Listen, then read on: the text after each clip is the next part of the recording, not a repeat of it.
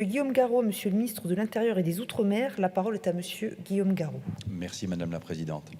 Oui, je veux ce matin interroger le gouvernement sur le développement à bien des égards inquiétants des trafics de stupéfiants, en particulier dans les départements ruraux et en particulier en Mayenne et en particulier dans une ville comme Laval, parce que ça a des conséquences directes sur la tranquillité des citoyens, chacun le comprend bien. Il se trouve qu'à Laval, il y a eu le 18 novembre dernier un blessé dans le quartier des Fourches.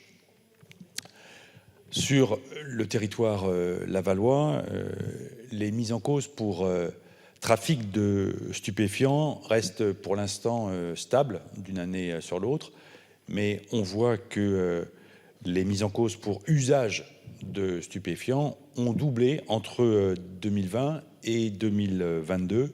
On était à 178 et on passe à 352 faits constatés. Alors, cette dynamique, hélas, pose la question des moyens qui sont déployés pour contrer ces trafics. Et ce qu'il faut, bien sûr, c'est traiter le problème par l'arrestation des trafiquants. Alors, il y a eu des opérations de police d'envergure à l'échelle de la ville de Laval, très bien.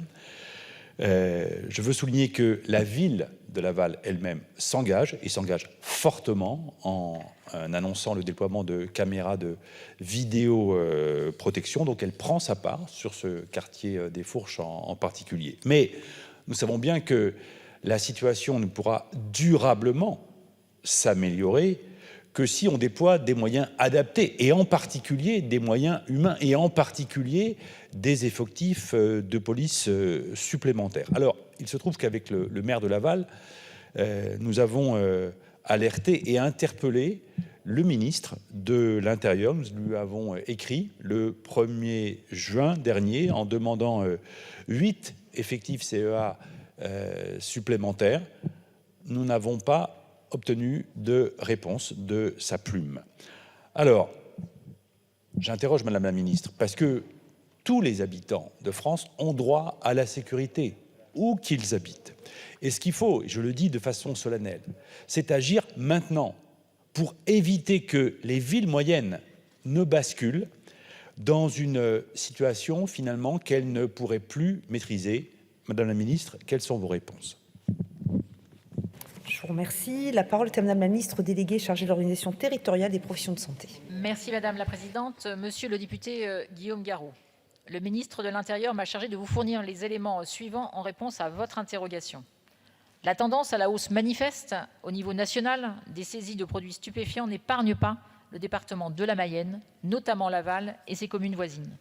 Les trafics et usages ne se cantonnent pas aux zones urbaines et cette aggravation du phénomène se ressent sur toute la zone limitrophe placée sous le ressort de la gendarmerie nationale. Pour lutter contre ce fléau, la gendarmerie fixe annuellement des objectifs opérationnels prioritaires avec le parquet de Laval et coordonne son action avec l'ensemble des partenaires locaux, dont la police dans sa zone de compétence départementale et les douanes. La coordination de l'activité des stupéfiants est améliorée au niveau du groupement de gendarmerie départementale par un comité de suivi. Ce dernier est composé de l'officier adjoint police judiciaire et de la brigade départementale de renseignement et d'investigation judiciaire en lien avec les unités de recherche et les communautés de brigade. Le partage permanent d'informations avec les CGD d'Ille-et-Vilaine, du Maine-et-Loire et de la Sarthe est essentiel pour lutter contre l'importation de produits en Mayenne. Les axes d'effort portent sur un volet préventif à destination des potentiels consommateurs, partenariat éducation nationale, entreprises, associations locales, élus, et sur une augmentation accrue de la présence sur la voie publique pour éviter la circulation des produits, l'appropriation de l'espace public et les conduites addictives. En outre, la gendarmerie nationale peut compter sur la mobilisation des réseaux d'informateurs police judiciaire et sur l'action combinée des pelotons de surveillance et d'intervention de la gendarmerie, des brigades de recherche et du groupe local de contrôle de flux. Projet de dédier 3 personnels et un vivier de réservistes à cette unité centrée sur les flux délinquants de tout type, dont les stupéfiants. Tous ces acteurs agissent régulièrement sur les petits trafiquants locaux. Concernant la lutte contre les bandes organisées, c'est avec le concours du groupe interministériel de recherche de Nantes et de la section de recherche d'Angers que les unités du CGD traite les dossiers les plus importants et vise la confiscation d'avoirs criminels. Enfin, la lutte concerne également les rassemblements musicaux interdits qui favorisent la concentration et potentiellement la consommation de produits interdits, ainsi que sur les contrôles des flux qui prend la forme d'opérations coordonnées du niveau GGD, région ou zone mensuelle. Soyez assurés, mesdames et messieurs les députés, que nous mettons tout en œuvre pour garantir partout sur le territoire la sécurité de nos concitoyens. Je vous remercie. Je vous remercie. Allez-y, la parole est à Monsieur Guillaume Garot.